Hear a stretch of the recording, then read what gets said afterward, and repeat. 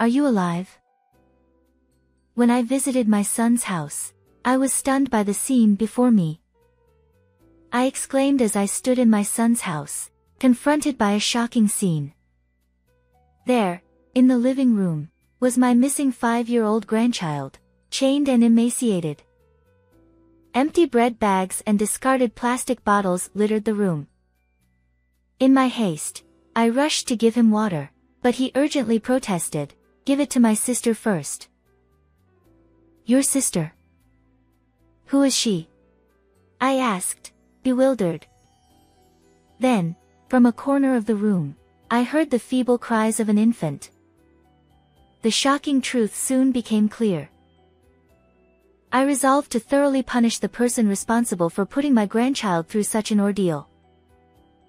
"Do you want to lend me money again?" I let out an exasperated voice toward my son on the phone. Sigh.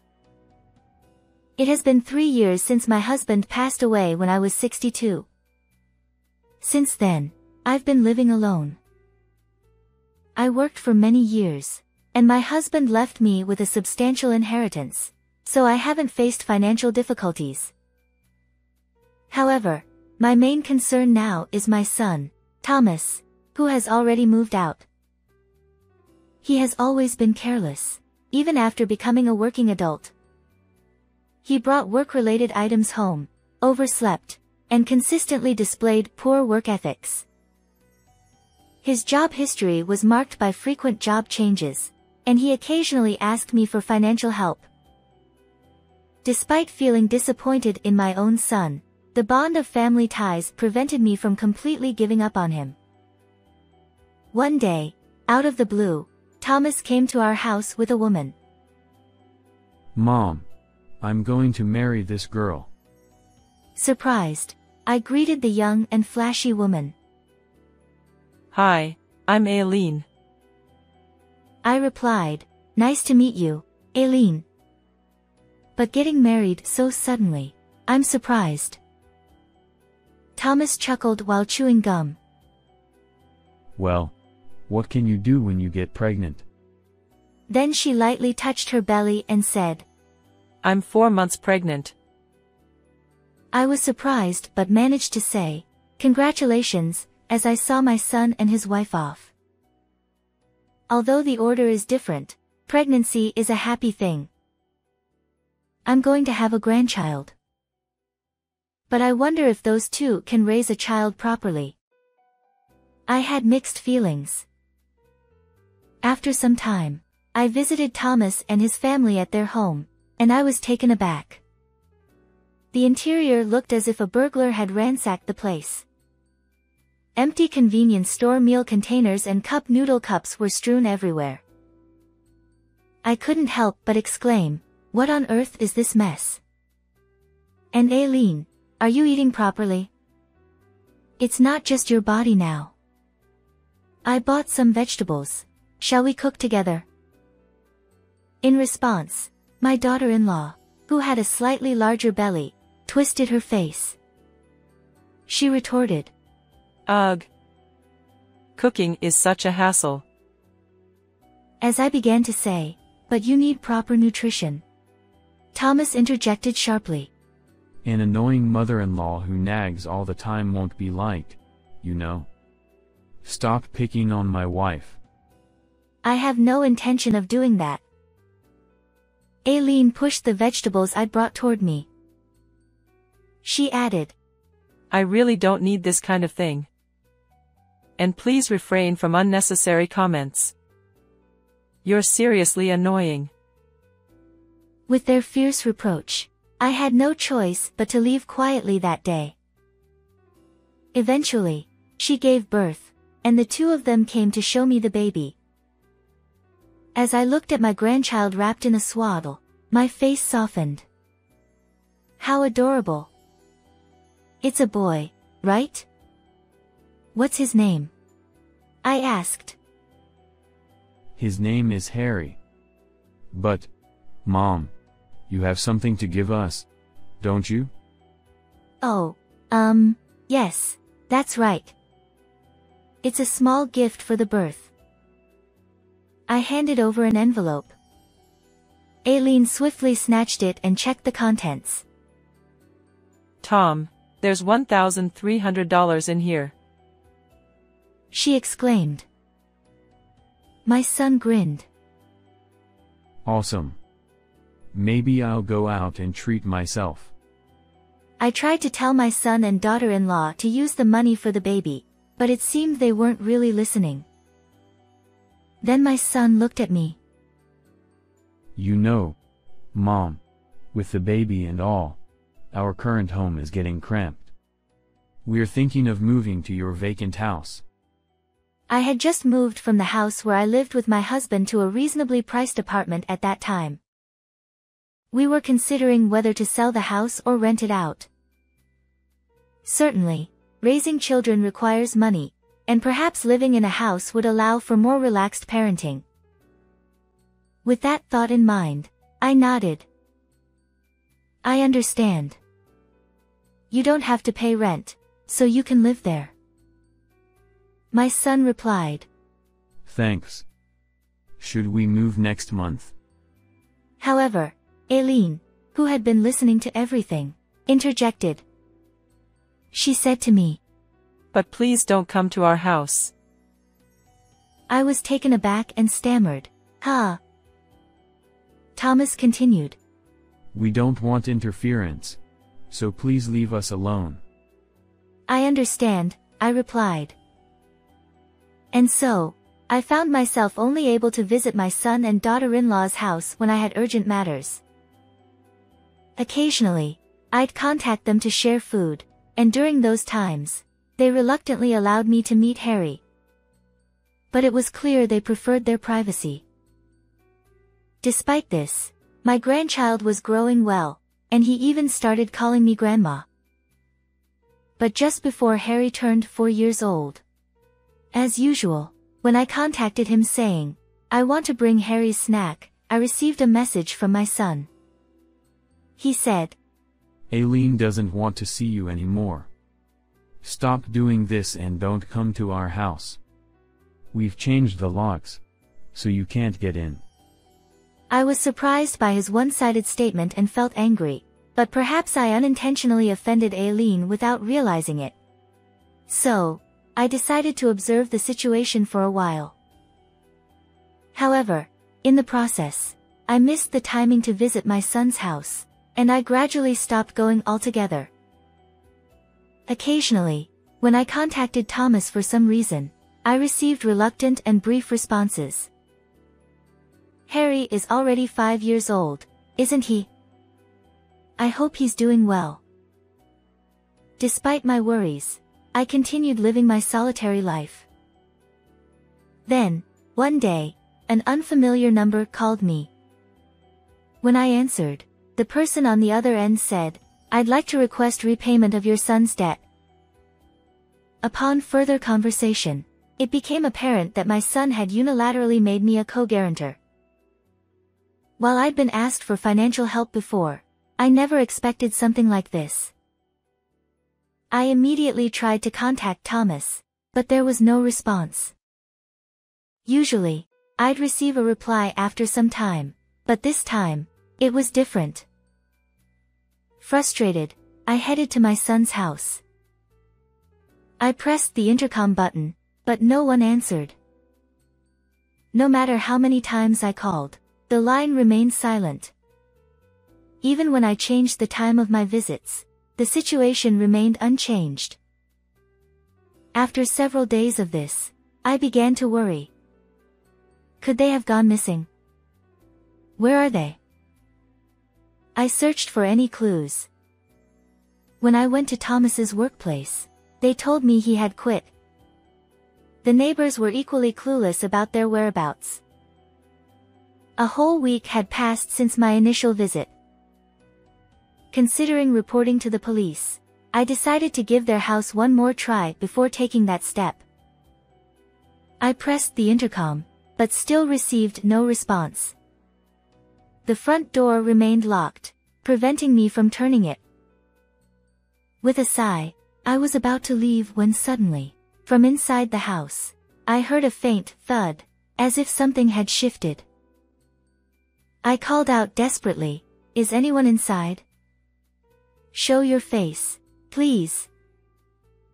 But there was no response. However, the sound from inside intrigued me, and I pondered how I could somehow get into the house.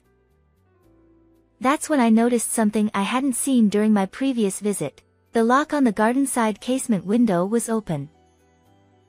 With trepidation, I entered and was met with a scene that made me scream in horror. In that situation, 5-year-old grandson Harry was crouched and chained. "Are you alive?" I exclaimed, rushing to his side. The room reeked of decay, and around Harry lay empty bread bags and scattered plastic bottles. He whispered, "Grandma? Did you come to rescue me?" "What on earth is happening here? And first, let's get you some water." I hurriedly fetched water, attempting to pass it to Harry, still bound by the chain. But then he cried out, "Give it to my sister first." "Your sister? Who's your sister?" In the next moment, I heard a feeble cry from the corner of the room, and as I turned my gaze in that direction, I accidentally dropped the cup I was holding. To my astonishment, there lay an about 3-month-old baby. The shock of discovering this infant's existence overwhelmed me more than the distressing sight of my grandson, Harry. Both Harry and the baby appeared weakened. Desperate to help, I unfastened Harry's chain, placed him and the baby in the car, and rushed to the hospital. The examination results indicate that both individuals are suffering from malnutrition. When the doctor asked, "May I inquire about the circumstances?" I was unable to respond because I hadn't been involved with my son and daughter-in-law for some time. Harry and the baby are scheduled to be hospitalized for a few days, and subsequently, the police arrived after receiving a report from the hospital. When questioned by the police, I honestly conveyed that my son and daughter-in-law were missing. Harry, who was receiving intravenous fluids, was also asked various questions, but he appeared too frightened to say anything. After the police left, I approached my visibly calmer grandchild and asked, "Where are Mom and Dad?" "They said they were going abroad. They packed their big bags and left." "What?"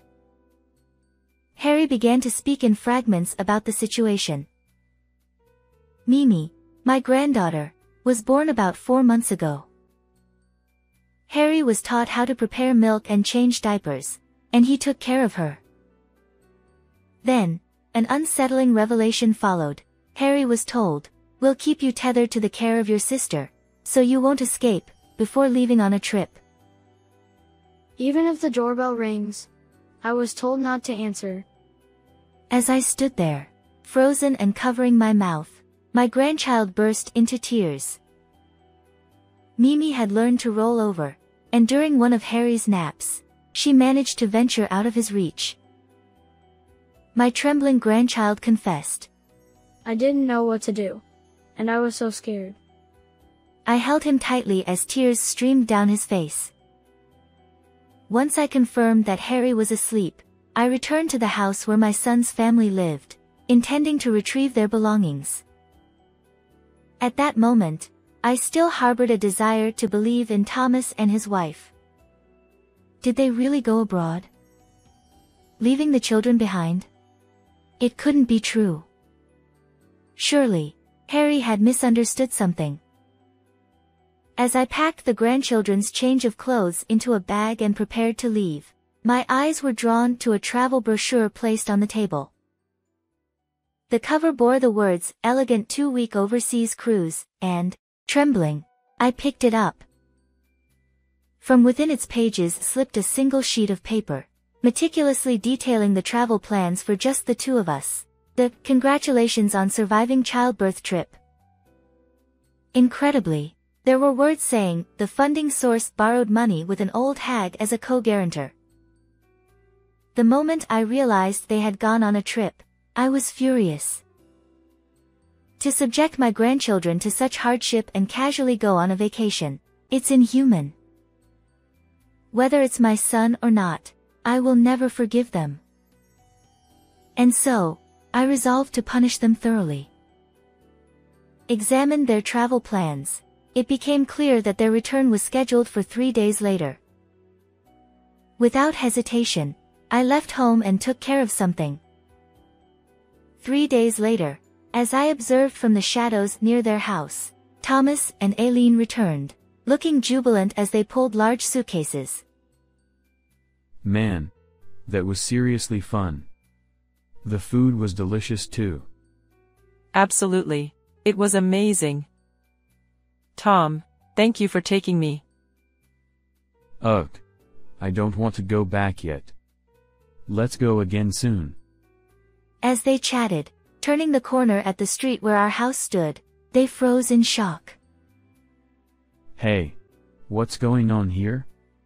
What happened? In front of the house, all their belongings had been moved out and stacked up.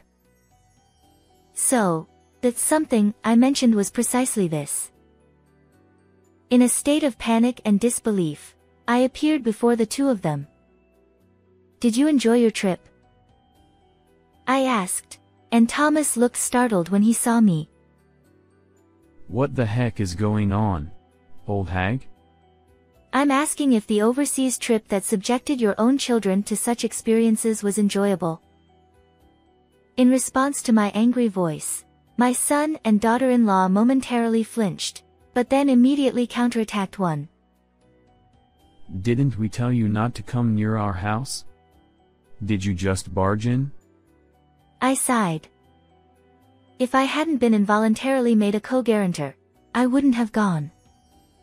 And when I saw that window open, I couldn't resist. Besides, this house is in my name. Is there a problem? Then, Eileen's expression changed as if she had been startled. The daughter-in-law exclaimed, Wait a minute. Where are the kids? Let us see them. To which I replied, the children are currently hospitalized.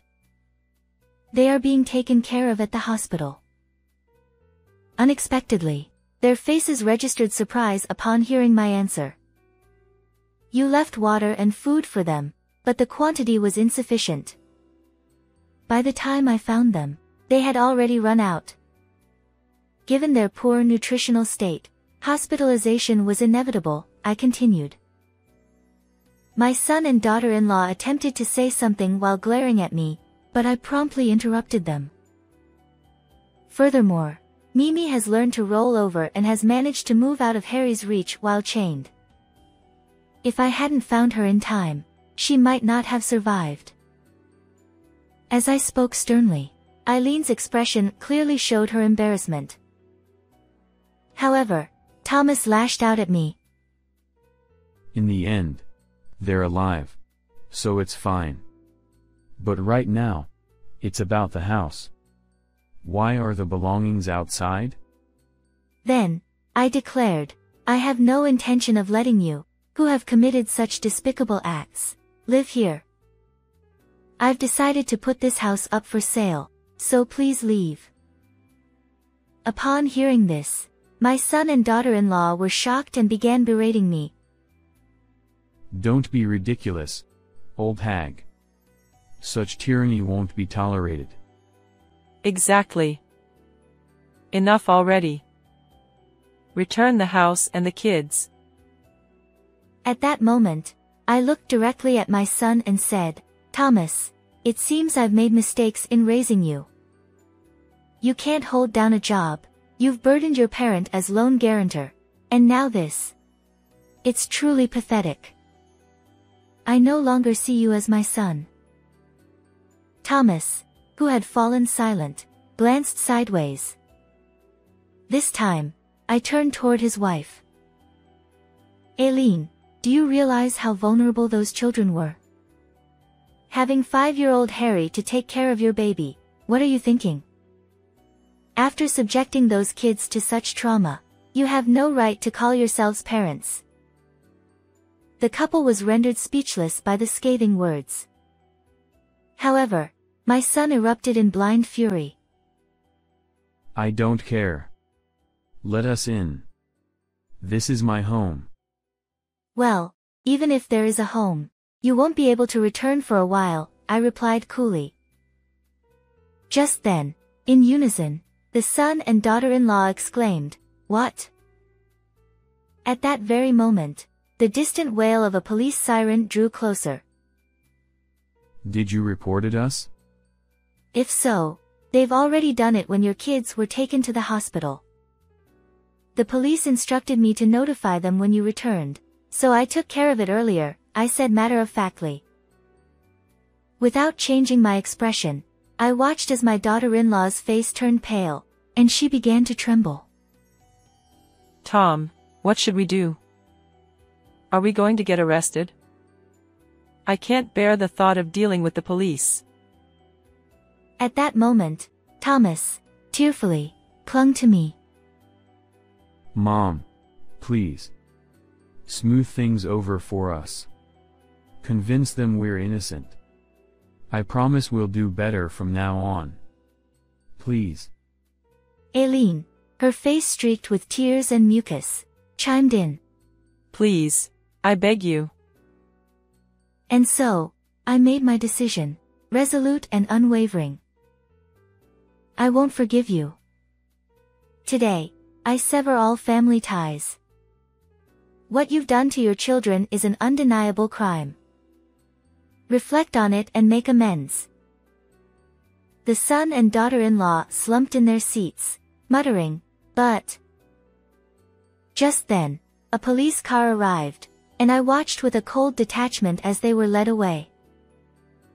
Afterward, Thomas and Aileen were interrogated by the police and found guilty. They were detained for a long time, and although they were eventually released, they had no home to return to. I took legal action and obtained custody of my 2 grandchildren. Despite opposition from my son and daughter-in-law, their behavior was called into question, and ultimately, I prevailed.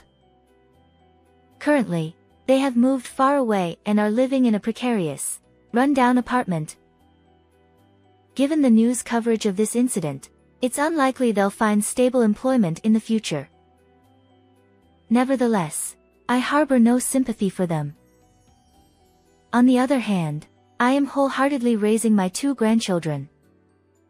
Harry helps with household chores, and Mimi has started talking and is in her adorable phase. It's a busy life, but thanks to my grandchildren, every day feels fulfilling. I'll continue to take care of my health and do my best for these precious grandchildren. How did you find this story? If you enjoyed it, consider subscribing to our channel. Until next time in our next video.